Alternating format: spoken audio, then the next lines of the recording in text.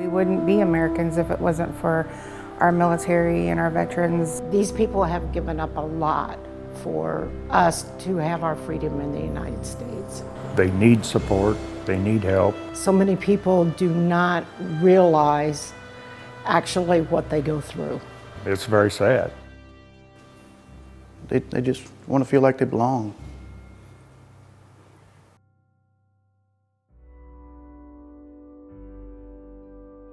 Dave has as much respect for veterans as anybody else I've ever met. And he wants to help them every which way he turns, he wants to help them. I think Dave felt that there was a need to support our veterans, a lot due to the history of my dad. His father-in-law was a Vietnam veteran. Not everybody got treated the same way back then. When we come home, it's like, get your uniform off because you don't want people to know that, because it was awful. Dealing as a child of a Vietnam vet is, I don't know if I can do this. It wasn't good when we come home. And it took a long, long time, and took people like Dave to have turned that around. And Dave wants everybody that comes back now to feel welcomed. When I first met Dave, it was at a Fishing for Freedom volunteers meeting. Fishing for Freedom is something that Dave and some other people put together. They pair up veterans with boaters, and sometimes the boaters are also veterans, but they take them out for a day of fishing. I mean, who doesn't like fishing? Just to show a lot of support. Just to be able to give them a moment in time of being normal. The veterans that attend the Fishing for Freedom event are from several states. Everywhere, all over. There's no cost transferred over to a veteran. Oh, they don't cost them nothing. The veterans, everything is free for them. The other event that Dave works with is the Mid-America Military Salute. He's actually the founder of it. It's basically a day to give to veterans, to honor them and their families. To thank veterans for their service. We were able to get bands to perform. We had the Vietnam Wall. We had about 3,000 people show up to it, which was great. Tried to get all the vets out at no cost, all free. Him and his team raised all the money to make it that way. The same old story. That's what he wants to do to all veterans, is help them out.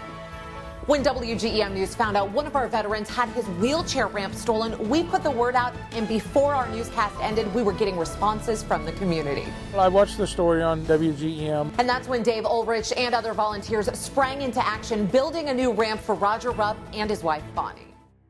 This poor man lost his ramp and it was the only way in and out of his house. It was on the news, and the next day Dave was on Facebook. I mean, he was mad, and I don't blame him. It was a horrible, horrible thing. I think Dave done it because it's in his heart to help the veterans. You know, myself being a veteran, that little gesture can mean a lot.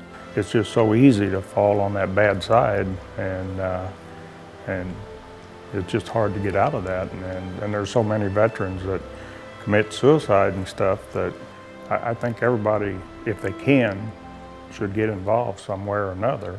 Know what's going on in your community, to take part on some of the events. That's a big thing. Just come to the events. Show them that you care about them. He's never stopped, never faltered. I know personally that he has dedicated countless of hours. First and foremost, he's unselfish. He's outstanding. There are many veterans that tell Dave, thank you for your service. David was never a veteran. I'd just like to tell Dave thank you for thanking me. It means a lot. The word thank you to some people don't mean a lot, but me saying it to him does. You're making a big difference for a lot of people. If it wasn't for him and other people like him, being a veteran wouldn't be as meaningful. Showing our kids how to be a caring and giving person. I don't think he realizes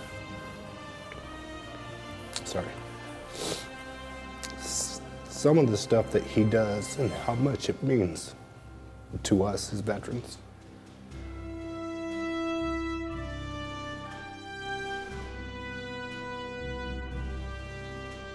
You know, it gives more meaning when somebody's there to show it back that it wasn't for nothing.